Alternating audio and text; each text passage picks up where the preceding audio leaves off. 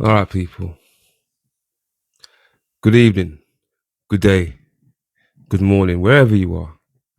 Whether you're coaching, relaxing, watching the World Cup, staying hydrated, staying out of the heat. See, I'm a bit sweaty right now, but never mind that. I said I'll talk about this, and I'm going to face it. I'm going to talk about it right now. I'm going to try and relate my truth on how I see things.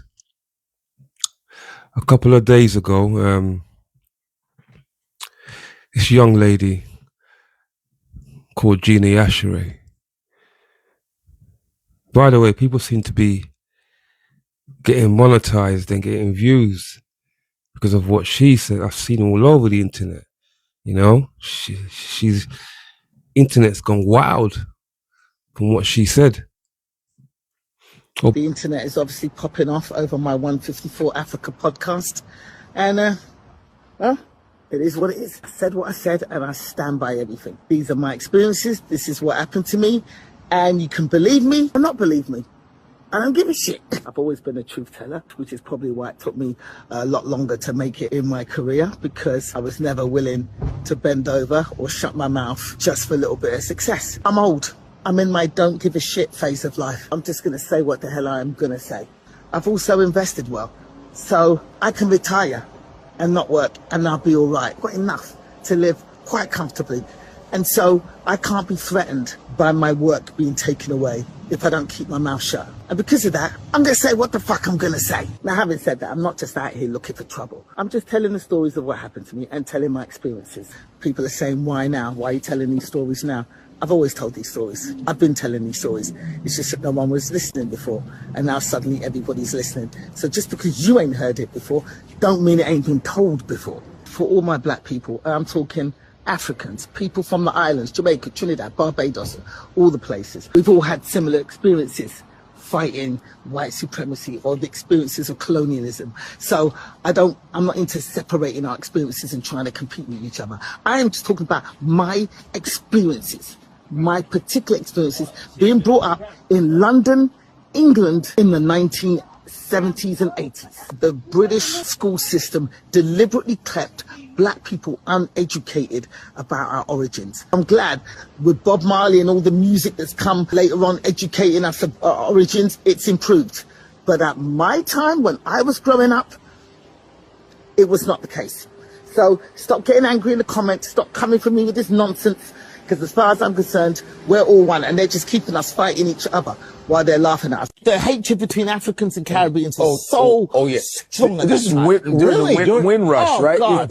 When Caribbeans came over to England to help after the First World War. So, you know, they came over the 40s and 50s and 60s. They came. That colonialism, they brainwashed Caribbeans, Jamaicans, and didn't even know that they were descended from Africans. Right. I went to school with kids who had no idea. No, man, I'm Jamaican. We're talking about. My mom and dad are Jamaican. And I'd be like, you weren't in, your ancestors were brought to, they did not know. Wow. Until Roots came out. They didn't know because they were deliberately kept uneducated. Yes. So because of that, there was a chasm between Africans born in Africa and Caribbeans, because Caribbeans looked at Africans and were like, ugh, they think they're better than us, and they come from the jungle and all this. All they knew about Africans was what was in the Tarzan movies. Oh, yeah. You know what I mean? Yeah. And then Africans looked down on Caribbeans, going, look at them, they don't even know their own history, they're useless. So there was that. Oh, by the way, she's my cousin. I didn't tell you that. Yeah, she's my cousin. And let's be fair. I agree with her 100%. 100%. And if you are a true yardie from the 90s, from the 80s, you know she's chatting sense. You know that that's a fact. That was just a way of life. That was just a way of life that we saw no way out of that.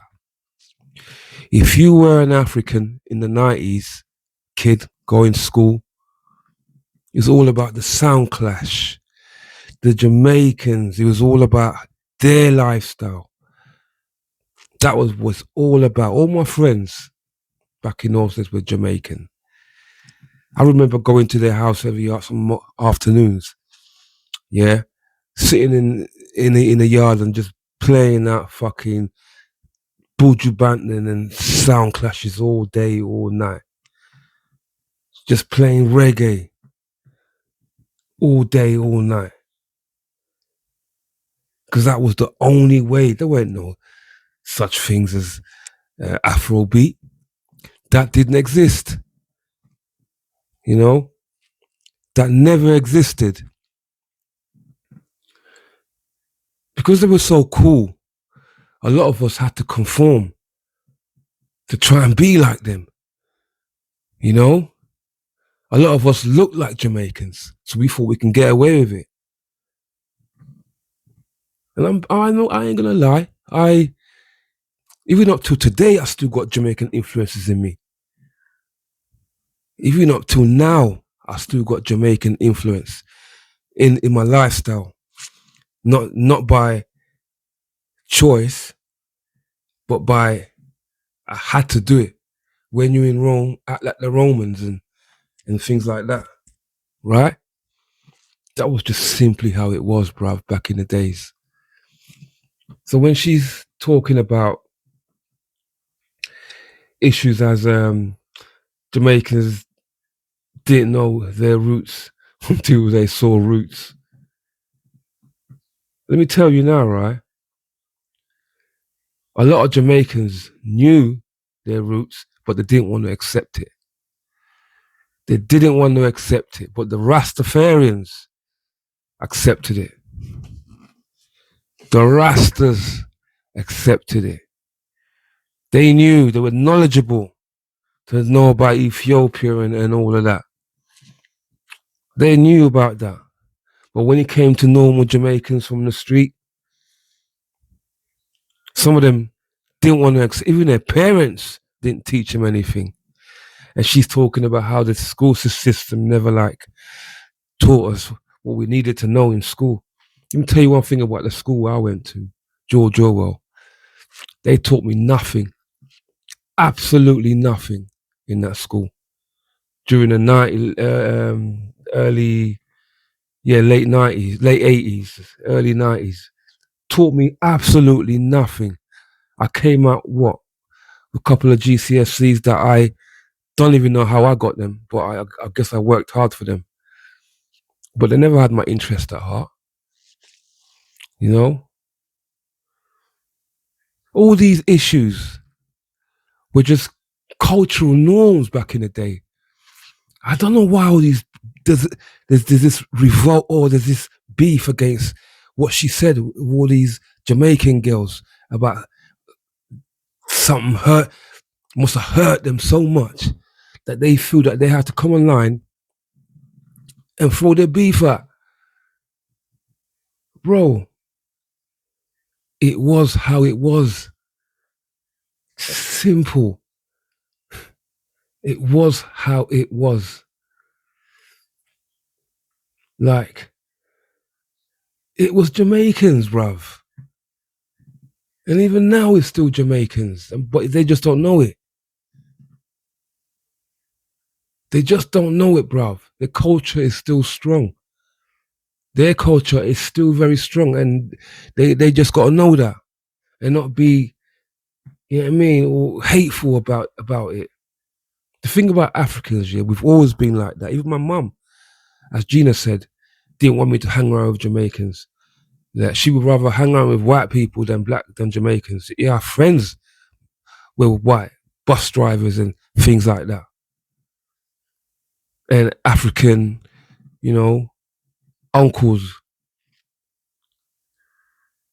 It was just the way it was, bruv. But me, being the black sheep of the family, I thought, bruv, I've got to live out here. Yeah, I'm in the middle of North London, where the whole things was, where the whole scene was. There were no Africans about the place. There were no Africans about the place doing what we were doing. The ones that you see, you know, bit of idiots, man. So you try and emulate, you know what I mean, the bad man. You try and emulate these cool Jamaicans, bruv. It took me a long time to reclaim my identity. I guess what I was always thinking about is I could use what they've got and add it, because I was always thinking, right, mate, use what they've got, add it to yours, and you got something big. But I went too far. I went too far that I forgot who I was. So it took me a very long time to claim my identity back, to fight. I'm still fighting up to today to get it back. I got to convince my family and things like that. So it was complicated. It's a deep, complicated black thing. Let's not call it a Jamaican and an African thing. Call it a black thing. Because we all... The hatred between Africans and Caribbeans was so strong. This is Windrush, right? God. Windrush came what is the Windrush? The 1930s? Yeah, when Caribbeans came over to England to help after the First World War. So, yes, right. You know, they came over the 40s and 50s and 60s. They came. Yeah. And, you know, that colonialism, they brainwashed Caribbeans, Jamaicans, and didn't even know that they were descended from Africans. Right. I went to school with kids who had no idea. No, man, I'm Jamaican. We talk about. My mom and dad are Jamaican, and I'd be like, you weren't in. Your ancestors were brought to. They did not know. Wow. Until Roots came out. They didn't know because they were deliberately kept uneducated. Yes. So because of that, there was a chasm between Africans born in Africa and Caribbeans, because Caribbeans looked at Africans and were like, ugh, they think they're better than us, and they come from the jungle and all this, because all they knew about Africans was what was in the Tarzan movies. Oh yeah. Mm-hmm. You know what I mean? Yeah. And then Africans looked down on Caribbeans, going, look at them, they don't even know their own history, they're useless. So there was that. So my mum wouldn't let me go anywhere, and she did not like it when I had Caribbean, Jamaican, these Jamaicans, don't mix with them. You know, my mum would rather I had white friends than Jamaican friends. That's how bad it was. Insane.